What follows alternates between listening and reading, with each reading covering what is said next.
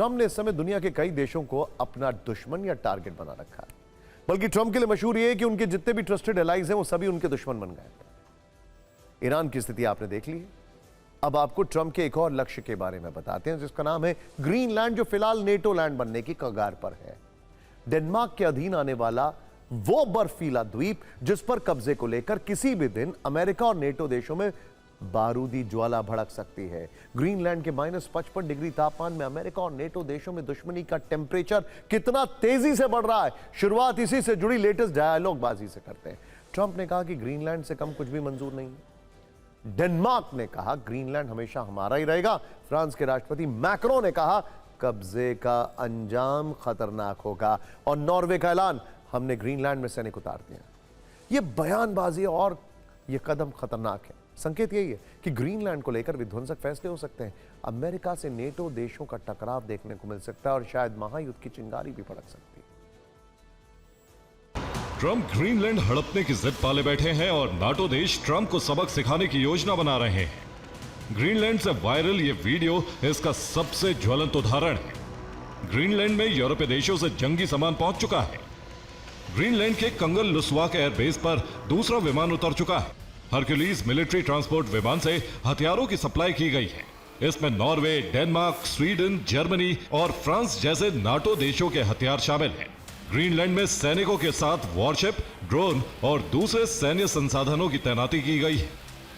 यूरोपीय देशों के ये हथियार उस समय ग्रीनलैंड पहुंचे हैं जब व्हाइट हाउस में ट्रंप और डेनमार्क के मंत्रियों के बीच हुई बैठक का कोई नतीजा नहीं निकला। इस बैठक के फेल होने के बाद ट्रंप और ज्यादा आक्रामक हो गए। ग्रीनलैंड को अमेरिकी गोल्डन डोम प्रोजेक्ट के लिए जरूरी बताते हुए कहा कि ग्रीनलैंड पर रूस चीन की नजर है। ग्रीनलैंड हमें नहीं मिला तो रूस और चीन ग्रीनलैंड में घुस जाएंगे। रूस चीन के खिलाफ बड़ा कदम सिर्फ अमेरिका ही उठा सकता है। रूस चीन के खिलाफ डेनमार्क कोई बड़ी सैन्य कार्रवाई कभी नहीं कर पाएगा। ट्रंप को लगता है कि ग्रीनलैंड में एक बार अमेरिकी गोल्डन मिसाइल डोम सिस्टम बन गया तो वो इस रास्ते आने वाली रूसी मिसाइलों का मुकाबला आसानी से कर सकते हैं। लेकिन उनके सामने दिक्कत ग्रीनलैंड और डेनमार्क का ना झुकना है। और नाटो देशों में शामिल फ्रांस जैसे ताकतवर कंट्री की खुली चेतावनी भी मुश्किलें पैदा कर सकती है। क्योंकि मैक्रो ने जहां एक तरफ ग्रीनलैंड में सैनिक भेजने की घोषणा कर दी है, वहीं ये वार्निंग भी दी है कि ग्रीनलैंड पर अमेरिकी कब्जे का विनाशक परिणाम होगा। इस तनातनी से यह लग रहा है कि जैसे अमेरिका और नाटो के बीच ही ग्रीनलैंड को लेकर नई जंग छिड़ जाएगी। क्योंकि डेनमार्क ने ट्रंप के उस दावे को झूठा कहा है जिसमें उन्होंने कहा था कि ग्रीनलैंड में चीन के युद्धपोत खड़े हैं। डेनमार्क ने उनसे यह भी कहा कि ग्रीनलैंड 1949 से नाटो का हिस्सा है और ट्रंप को नाटो के आर्टिकल 5 का पालन करना ही होगा। चौंकाने वाली बात यह है कि अमेरिका और नाटो के इस झगड़े में अब रूस की एंट्री भी हो चुकी है। रूस के पूर्व राष्ट्रपति मेदवेदेव ने ग्रीनलैंड को एक ऑफर दिया। कहा कि ग्रीनलैंड चाहे तो रूस में शामिल हो सकता है, यह विकल्प उसके सामने खुला है। यानी इस इंटरनेशनल खेल में अब बड़े खिलाड़ी शामिल हो चुके हैं और सुपर पावर्स के बीच का यह टकराव महायुद्ध वाली चिंगारी को भड़का सकता है। वैसे आपको एक बात बता दें कि डेनमार्क के लोग अपनी सरकार से त्रस्त थे तब तक जब तक ट्रंप ने एक बात नहीं की। ट्रंप से सवाल पूछा गया डेनमार्क के पीएम को लेकर तो उन्होंने कहा कौन है पीएम, मैं तो जानता भी नहीं हूं। इस बात से डेनमार्क के लोग भड़क गए हैं और अब वो एक साथ ग्रीनलैंड के लोग भड़क गए हैं कि उनको ग्रीनलैंड के पीएम का नाम तक नहीं पता है और अब वो एक साथ ग्रीनलैंड के लोग डेनमार्क के समर्थन में आ गए।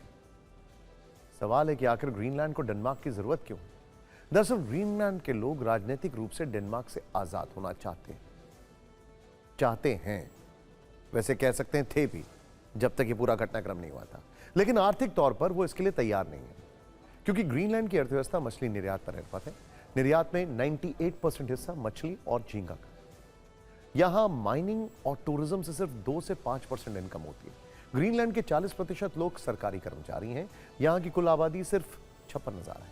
कम आबादी की वजह से निजी क्षेत्र के व्यवसाय ना के बराबर है। यहां तक कि एक शहर से दूसरे शहर जाने के लिए सड़क नहीं है।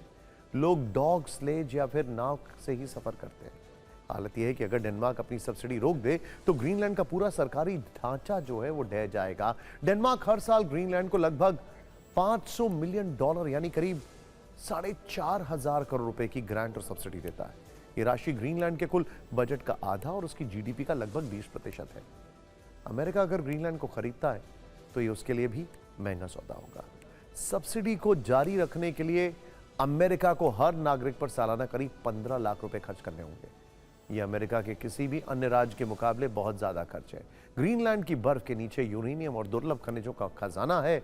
दुनिया की नजरें इन्हीं खनिजों पर है, लेकिन वहां माइनिंग शुरू करने के लिए अरबों डॉलर के निवेश और वर्षों के इंतजार की जरूरत है।